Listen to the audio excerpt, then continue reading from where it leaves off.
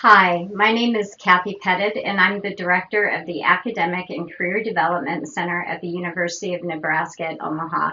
Congratulations on taking a course that's going to help you feel more confident about your academic and your career pursuits.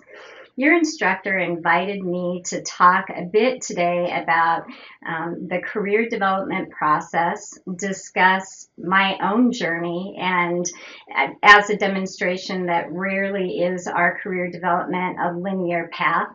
And then finally, I'll wrap up with some general tips to keep in mind as you explore your interests in the world of work. So to start out, I want to talk just a little bit about my ideas on career development. I really see it as four distinct phases, but they're phases that we revisit constantly throughout our life.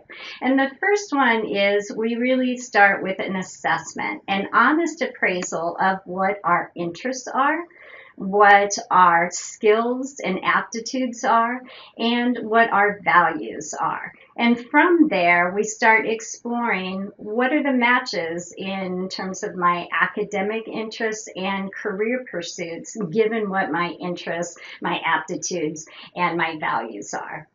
We reflect on that and we take action.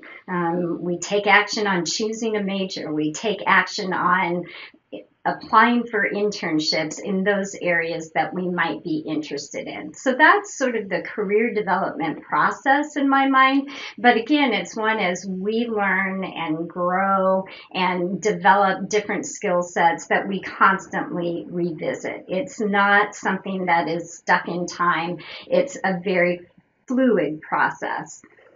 Do me a favor. Close your eyes and think about when you were a young child and what was one of the first things that you thought about. It would be really cool if I could do X, if I could be like that person, if I could have that job. I bet all of you instantly thought about something or someone. Maybe some of us wanted to be an astronaut. Maybe some of us thought about performance and arts. But the reality is, from a very early age, we start thinking about our interests and what piques our curiosity, what we'd like to find out more about. So whether you realized it or not, from probably about age 3 or 4, you were starting the career development process. But then, of course, as we start school and we have new mentors and new opportunities, we discover different things about ourselves, and it's constantly changing, which is why it's so important to go back and reflect. For my own journey, I point to my father. He was a psychiatrist, and at times he would see his patients in private practice in an office in our home. And so from a fairly early age, I had the opportunity, at least in part, to be exposed to persons who might have some mental health difficulties or had certainly gone through some difficult times. I knew early on that that was something that really interested me, something that fit my value system as wanting to make a difference. And I also discovered I had some skill and ability in that area of connecting and relating with other people. As I got into school and learned more about myself, I realized medical school wasn't going to be the route that interested me, but I never lost sight of my interest in mental health. So I explored and reflected upon different ways of finding an education that would meet the needs of what I wanted to do. And ultimately, I landed in graduate school for mental health counseling. And it was a great fit. And then life happened. I'm a graduate student and I'm broke, as many graduate students are. And I was looking for a job, and on a bulletin board in a hallway, I saw a listing for providing academic advising in a center here at the university. Didn't know what academic advising was necessarily, didn't know much about the office, but I applied. And it was a life-changing event because from that experience and keeping an open mind, I realized realized that not only did I have a passion in mental health, but I had a passion for working in a university setting, for working in student affairs. And I actually at that point had no idea that there was a profession in student affairs.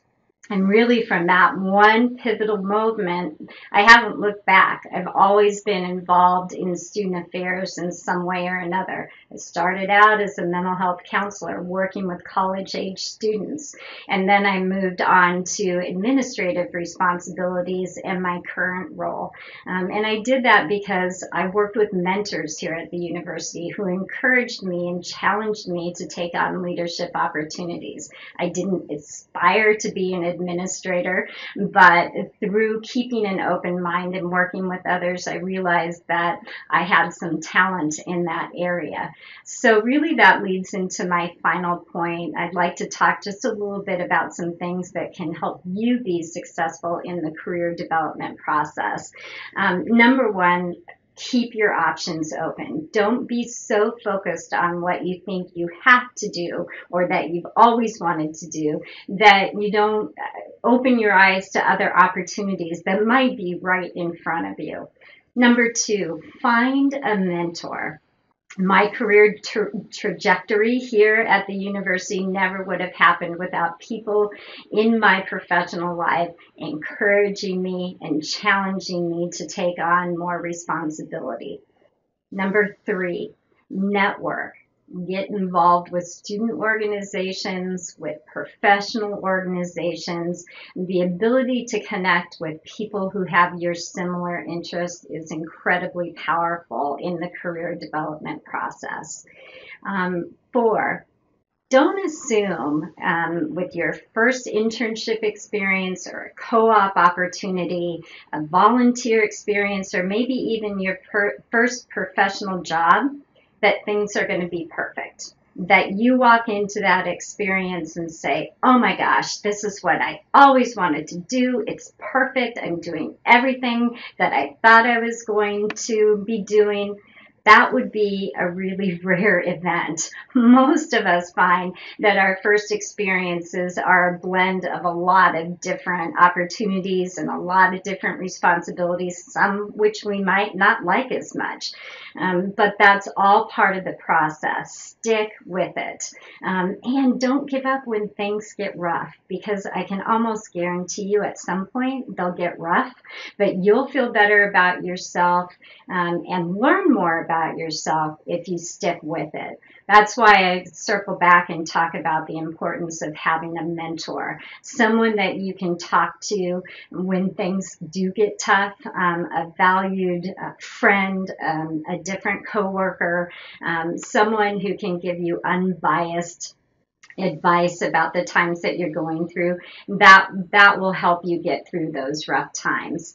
And then finally, at least twice a year, take time to reflect upon the career development process, specifically thinking about your interests, thinking about your skills, and most importantly, your values. And what I do and am doing right now in the world of work, is it fitting what I know brings intellectual curiosity?